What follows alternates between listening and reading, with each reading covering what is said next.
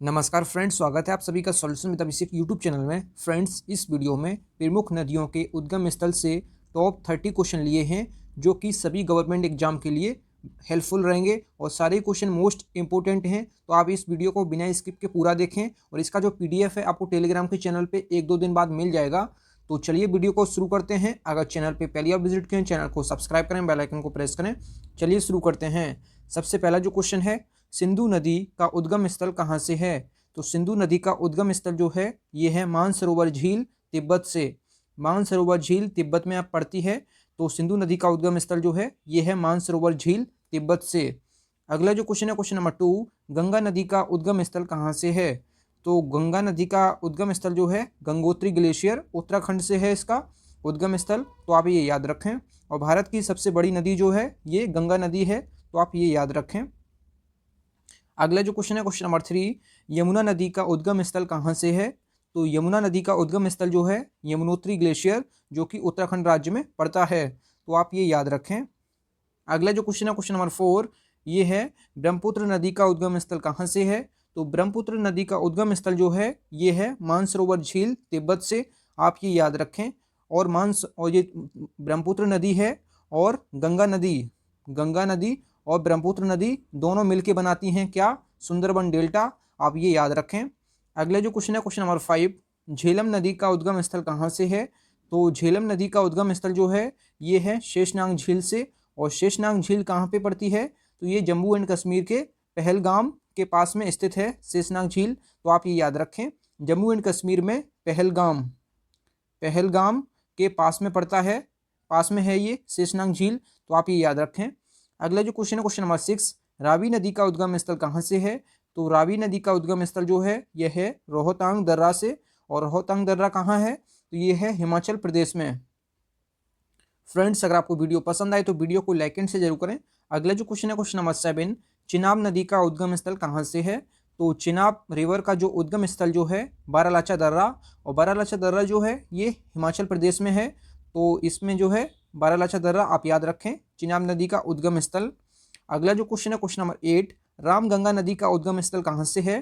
तो रामगंगा नदी का उद्गम स्थल जो है ये कुमाऊं तथा गढ़वाल, जो कि उत्तराखंड राज्य में पड़ता है। तो इसका जो उद्गम स्थल है रामगंगा नदी का ये कुमाऊं तथा गढ़वाल से है, जो कि उत्तराखंड राज्य में आते हैं।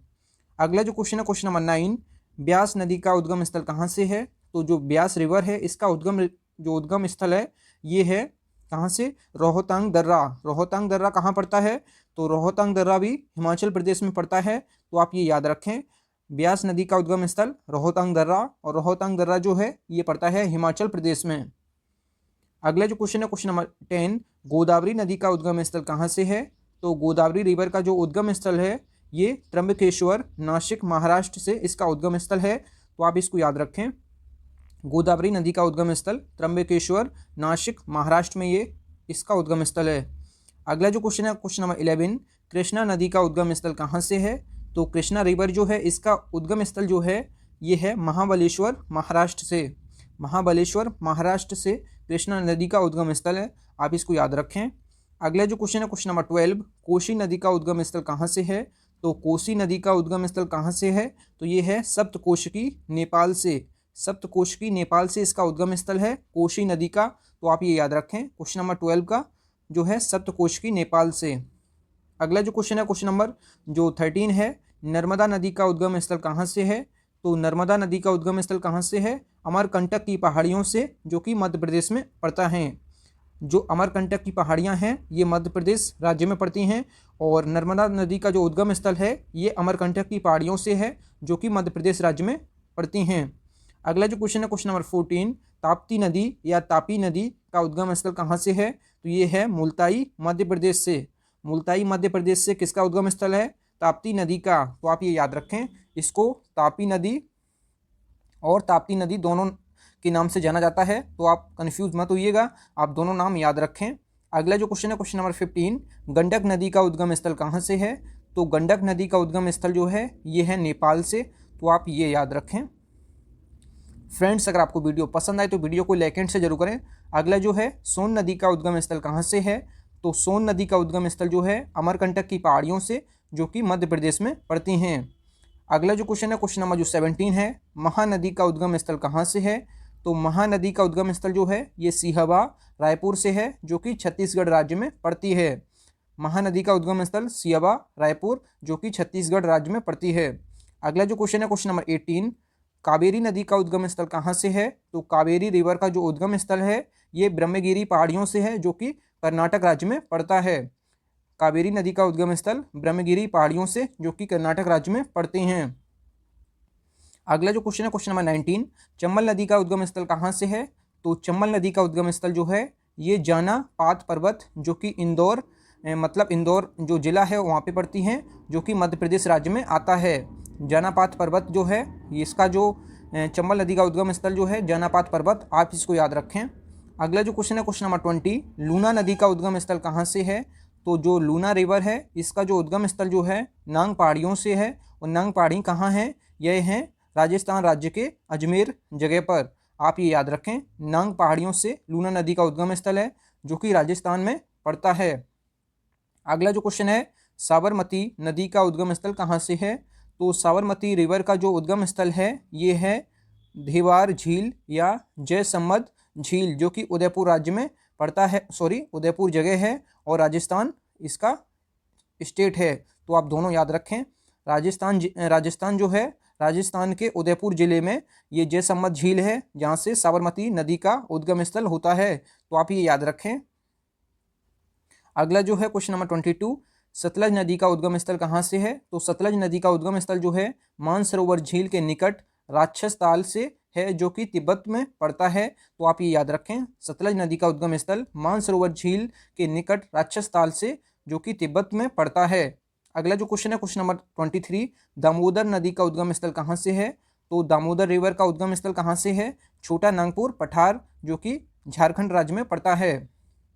अगला जो क्वेश्चन है क्वेश्चन नंबर 24, घाघरा नदी का उद्गम स्थल कहाँ से है? तो घाघरा नदी का उद्गम स्थल कहाँ से है? तो ये है माप चंचुको, जो कि नेपाल में पड़ता है।